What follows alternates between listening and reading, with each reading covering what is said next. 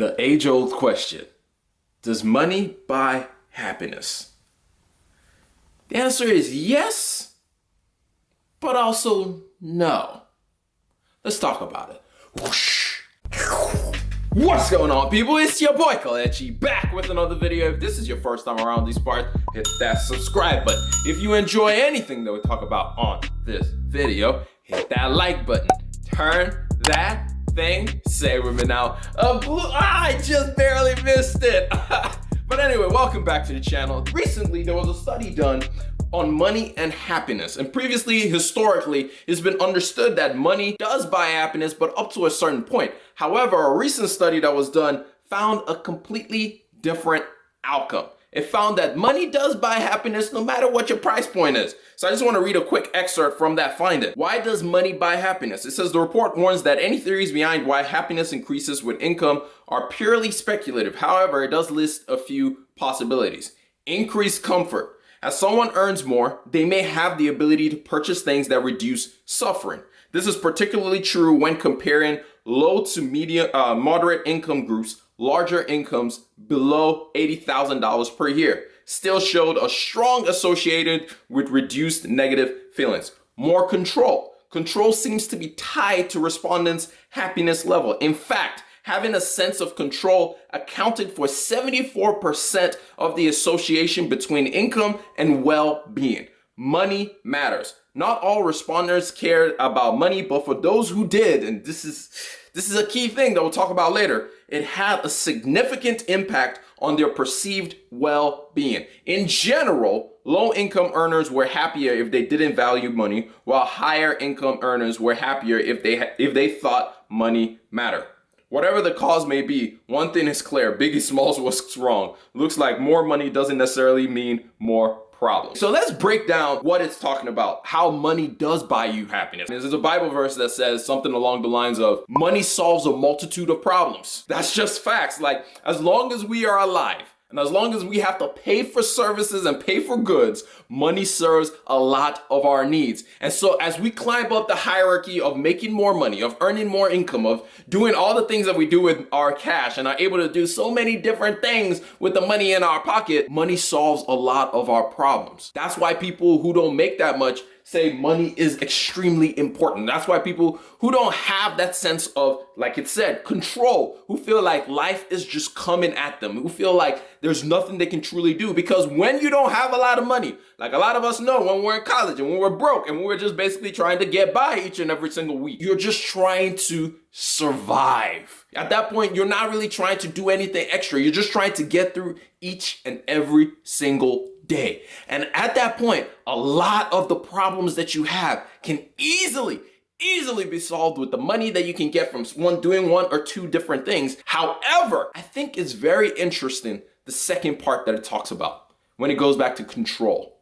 Because if you ask anyone, if I gave you $1 million and you never had to work another day in your life, what would you do? People always list one thing all the time, every single time. If you listen closely, they always talk about, well, I will travel.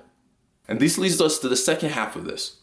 Money does not buy you happiness. You see, I believe when people say that money buys happiness, what they truly mean is like money gives them freedom. You see, when we answer that question and we say, I want to travel, travel represents in our brains a freedom. It represents in our brains the ability to just say, I can go anywhere I want, at any point I want, at any time I want to be there, and it wouldn't be a problem. Travel represents a feeling of euphoria, a feeling of freedom, a feeling of I don't have to be held down. So I don't think it's that money buys happiness. I think money just gives us access to be able to get to a point where we can do the things that we truly want to do. Earlier, I made the statement that money solves a multitude of problems. But there are other things that unlocks when you have more money. I was reading an article from one of my favorite writers. His name is Benjamin Carlson. And there was this article in Vanity Fair that I just found very interesting. And it's right on point. It just goes so well with talking about money. He said, I work in the world of finance, so I know plenty of people who make a lot of money, way more money than me. The problem is many of these people talk incessantly about money because they're so insecure about it. It's how they measure their self-worth. Before we continue reading this article, let's go back real quick to the study that found that money buys happiness. One of the key tenets of money buying happiness was money mattering. It said, not all respondents cared about money, but for those who did, it had a significant impact on their perceived well-being. In general, lower income earners were happier if they didn't value money, while higher income earners were happier if they thought money mattered. Let's go back. Let's go back to the article from Ben Carlson. He said, it's how they measure their self-worth, which is a tough place to be because there's always going to be someone getting richer than you. Oftentimes, one of the biggest headaches for rich people is even richer people. And then he quoted from the Vanity Fair article. He said, along with random 50s zones across beaches have come with ultra moneyed themselves, who flooded in numbers many say they've never seen before, leaving even the rich people thinking the rich people are ruining the Hamptons. Remember that scene in Great Gatsby? You had the new money and you had old money. So basically old money is getting mad at new money. I've seen this actually in my life. When in one of the neighborhoods where I grew up, you can see like the old money neighborhood, they hated it when anybody who made it moved into that neighborhood, especially if they black. Like, if you black and you made it into that neighborhood, oh my God, they hated you. Like, it was just like, it was very perceived. There was no two ways about it. You could tell they didn't like your face. But anyway, moving on from there. There's so much money now, it's nauseating, said one woman who bought her house in Amagast in 1991. I'm a 1%er, but I bear no resemblance to these people. Everyone with money is here, she said. If I weren't here already, I wouldn't come now. The conspicuous consumption is just gross.